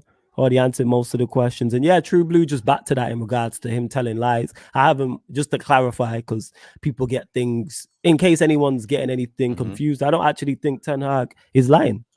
Actually, I can't say that. I don't know. And word to Peter, people really don't know what they don't know. It's okay to say you don't know. And that's what I say on the Ten Hag Sancho situation initially in regards to training. Why people are talking about on the pitch stuff, nothing to do with it. Why are people talking about his performances? Nothing to do with what's been said. But again, people just like talking about things that don't have anything to do with the actual topic at hand. Never once have I defended Sancho's performances on the pitch, and it has nothing to do with the situation. The only criticism I have of Ten Hag in regards to the situation is how he initially handled it. How Ten Hag and Sancho have handled it afterwards, I fully understand. Ten Hag wanting an apology, I get it. Sancho refusing to apologize, I also get it. Ten Hag not wanting him to play, I get it. Sancho not wanting to play, I get it. And if I was Sancho, I would have done the exact same thing. You know what I'm saying? I did the exact same thing. I would have called out the manager publicly. I wouldn't have apologized. Forget that. I know. Apologize for what? Yeah, 100%. You can't, again, anywhere you critiqued, you can be critiqued. And I'll continue to say that. I will continue to say that. Yeah, Black Diamond, that's the thing. If we don't know, we simply don't know. Oh, he's a terrible trainer. You don't know that. We don't know. You believe he's a terrible trainer? Cool. Well, you can't say he's a terrible trainer because you're not at Carrington day in, day out. The only people that I know is the manager himself, the players and the coaches. That's all. And we're hearing 2 different things. Sancho saying one thing, Ten Hag saying the other. I don't know who to believe because I don't know any of them personally. So I don't know their characters like that. But hey, we move. But yeah, let's see what else. I can't see Ten Hag dropping Anthony from now on. Season over for Palestri and Ahmad. And they're the 2 Ramo we should be playing that side. It should be between Palestri and Diallo once Diallo's back 110% fit. But we move. Let's see. We did actually get to we bumped up the likes as well. Yeah, we went way over 50, closing in on 70 likes. Large up you lot, man. Real ones. I know. Real ones. And Stephanie G says, come on, United, just win tonight. Facts. That's what we want. Just win tonight. Facts. That's it. Just win tonight. That's all we need. Legit. Just win. That's it. Just win. If you know, yeah, United should have. I agree, DJ. United should have moved on Sancho in the summer. We should have. And Nick, what's your score prediction? We haven't even done our score prediction. We'll do our score predictions just to get to this from Nick, who says Sancho will apologize to Ten Hag because he thinks Ten Hag's days as managers are numbered at Manchester. I don't think it's that. They just genuinely don't get on. Even if and this is just me from the outside looking in, Sancho seems like, if I've been wrong, I'll speak up. And I get it because I'm on that same thought process. The manager could have a lifetime deal. You are not gonna unfairly criticize me to millions and I don't say anything back. Forget who you are. Forget that I'm Jadon Sancho, the professional footballer. Forget that I'm on X amount of money. Forget that I have a high profile. Forget that I'm at Manchester United Football Club. I'm going to defend myself verbally. And I'll do that anyway. I've done it before. I'll do it again. That's me talking from personal experience. Like, he's defending himself and people are crazy. Oh, you can't speak like that to the manager. Whatever, man. I don't know where you lot was raised that you could just be disrespected in front of millions and you just shut up. What? What? Where they do that? Where? Will we move? But yeah, score predictions, fam. Score predictions. Score predictions for me, flawless. I think Manchester United will probably win 2-1 today against Galatasaray. I'll go from Højlund. I don't know who else will score the other goals, but I think Højlund will get a goal in today. So you're saying what? You're saying 2-1 Manchester United, Højlund and another scorer. Do we go 1-0 down in your opinion? Oh, yes. In the first 20 minutes. You know how it is. And then come back, which will be good. It's crazy. I enjoy it. Flores, we all enjoy a comeback win than just winning 3-0. Actually, to be fair. Would you rather have a 3-0 or come back? No. Bring me a 3-0. I don't need us going 1-0 down, man. My life will flash before my eyes. Win this comfortably, man. And to T.O. who says, how was Sancho disrespected? I don't think he was disrespected. I think he was unfairly criticized in his opinion. That's what it was. And he defended himself. Same way if somebody in the chat says some misinformation about me, and we're only in front of over 80 people. It's not 80 million, over 80 people. My camera just disappeared. Yeah, your camera, you just froze, but we can still hear you. You froze. Good pose, though. You know what I'm saying? But in regards to Sancho being disrespected, no, he feel he was unfairly criticized. Same way, T.O., if I unfairly criticize you right now for something, you are going to respond back in the chat. What's the difference? What's the difference? Oh, but if I was your manager, it makes it okay. Like, no, a lot of people don't have that thought process. A lot of people do, as I've seen with the Sancho situation. Can't swear because my niece is here, but F your title. I can't repeat that enough. I don't care about your title. Manager, team leader, owner, head of the scouting department, head of the medical staff, COO, director of football. If you criticize me unfairly publicly, I'm going to criticize you back publicly. I don't know how many times I need to say it. How many times have I said this on this microphone, on this platform, on this show? Anywhere you criticize me, I will criticize you back. If you criticize me publicly and I feel it's unfair, guess what? I'm going to say something back publicly. I don't get it. And I've done this in real life. Obviously, nowhere near to the level, but I've had back and forth with managers, public in front of the rest of the team. You are not gonna fit. You are not disrespecting me. No, you are not criticizing me unfairly. He believed he was criticized unfairly. I agree with him. Therefore, you're gonna get criticized back. Simple as that. I don't know what. Like I said, I can't repeat enough. I don't know where they do that at, but they don't do that around here. When I say that, I'm talking about me. I'm not for that. No. In regards to the game, yeah, I'm too traumatized to go a goal down. I think we win 2-1. I'm just used to the norm. That's the reason why I say 1-0 because this is what I'm used to these days. You know, Manchester United going down a goal so early after 20 minutes of playing fantastic football. I'm used to it, man. That's what I know right now. So I go with what I know, flawless. Yeah. Like that's it. I think we win 2-1. I think we go 2-0. I think we go 2 goals up. And Haldane said lineups out. Already still starting Bruno and Rashford. No surprise, I said. Someone dropped the lineups, and we'll talk about the lineups real quick before we do indeed. How's the lineup out? Normally the lineup's out at 7 p.m. That's what people are saying. Haldane just said it in the chat. That the lineup I ain't seen nothing. Let me go to my thread. This is someone drop the lineup in the chat, please. Please do that. Okay. Copy. Yeah, because we're not seeing it. Man is saying how they Hannibal starts. Okay. So that means Hannibal. Yeah, line up, please, people. What are we saying? And bump up the likes as well, man. And continue to subscribe. Is the lineup not out, Nick? I got this. It's done. Assad says Champions League is 1 hour and 15 before. Give me 1 second, fam. Bear with me. This is what I got from United Reports. I don't know if that's real confirmed, but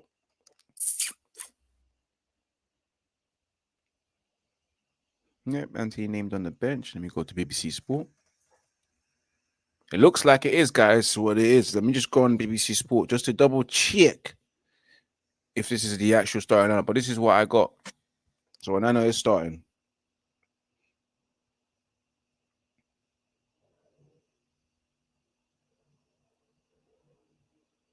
No, BBC Sport hasn't released their lineup. But this is what I got from United Reports, guys. That's the source. United Report has tweeted this out saying Onana in goal, Dalot playing right back, Varane, Lindelof, Amrabat playing left back again. Oh no. What happened to this Fernandez? Keep it rolling, fam. I think he's on loan, but give me 2 minutes, yeah? I'll be back in 2. Okay. Amrabat, Casemiro, Mount, Fernandez, Hannibal, Rashford, and Højlund playing up front, man. So if Bruno Fernandes and Rashford are still starting today, so hey, I already know what it's going to be. Giving the ball away football. Mount as well and Fernandes. This guy really rides on this Fernandes and Mount.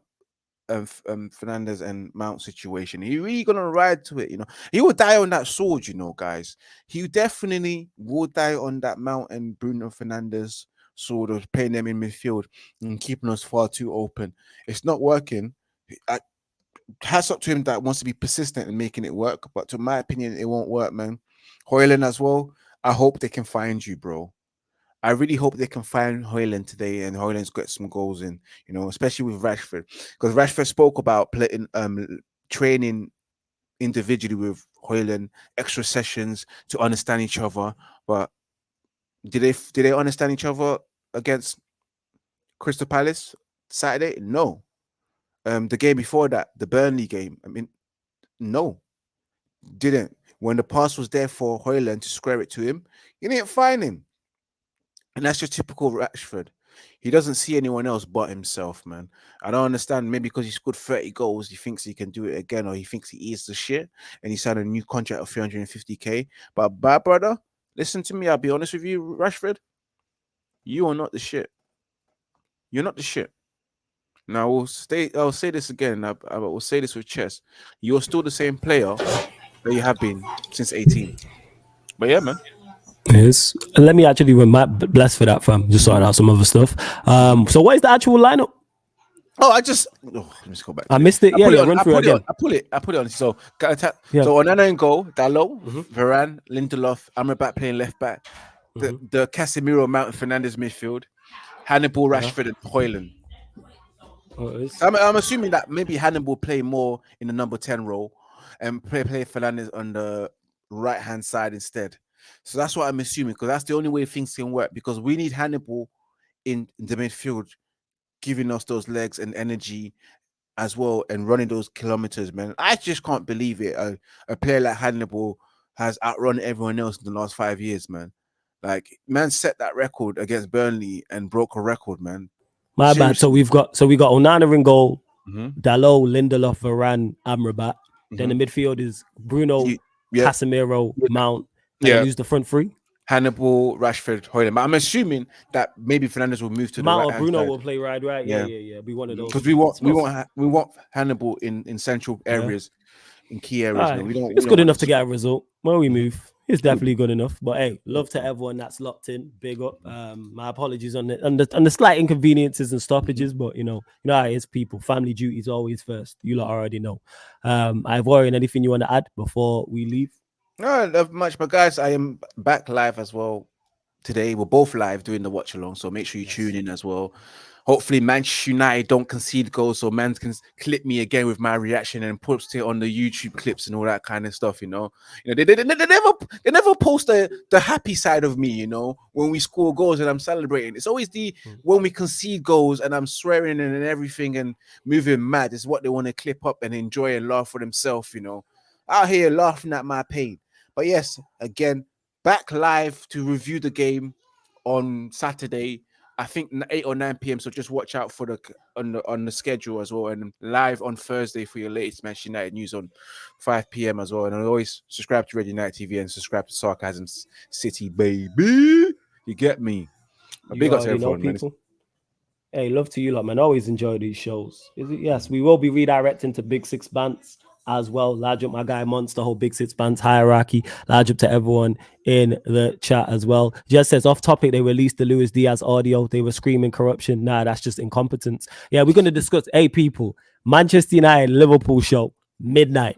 So you know that's going to be a good one. Ram will be there. Ryan will be there. I think Saint will be in the building as well. So the Liverpool fans in the chat will be there as well. That's midnight UK time. Of course, like Ivorian said, watch along here as well. Make sure you got both watch alongs on. You got Ivorian's watch along and mine. Just put one of them on mute.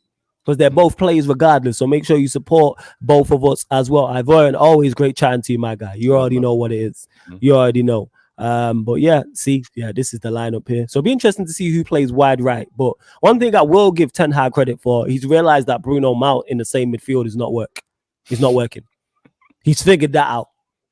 Even though I could have told him that before he signed Mount, he's figured that out because it is going to be Casemiro, Hannibal, and then one other. So whether it's Bruno wide right or Mount, I actually hope it's probably Bruno, but Bruno wide right, to be honest. It's two cheeks of the same. Makes no difference in it. But yeah, anyways, love to everyone that's locked in. You lot are real ones. You know what I'm saying? Each and every time. Ivorian, let them know where they can find you, all that good stuff as well. Of course, Red United TV on the YouTube, Red United TV on the Twitch, Red United TV as well on Facebook, and the Red United TV 1 on Instagram. And me personally, if you want to follow me personally, guys, Ivorian_Spice on Twitter and Instagram. And if you guys do follow me on Instagram, Red United TVs, inbox me, send me a message, and I'll follow you back. It's like, yeah, because I'm that guy, bro. I'll follow you back. Just message me and I'll follow you guys back, man. I've seen one of them. I think it was Minerals, and I realized that he's been following me. So Minerals, I've just followed you back as well. Well, yeah, love to everyone that's locked in. Like I said, we're gonna raid Big Six Bants. So make sure, give me 1 second, I'll do it for you. Give me 1 second. Yes, no, you don't do it. Give me 1 second. Okay. Right. Anyways, people, as I was saying, make sure you raid Big Six Bants.